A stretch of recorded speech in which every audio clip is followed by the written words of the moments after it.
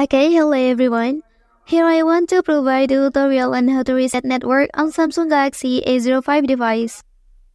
Okay, let's get to the tutorial. A network reset will erase all your network settings, including your Wi-Fi connection, mobile data, and other network settings. And then make sure you have backup important data, such as Wi-Fi settings and password before proceeding.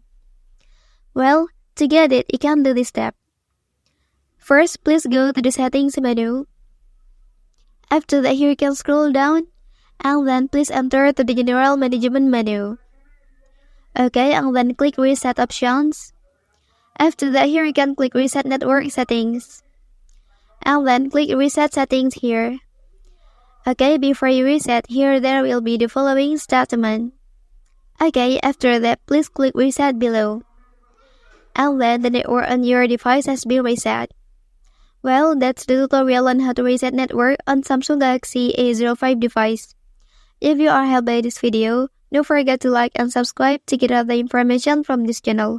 Thank you.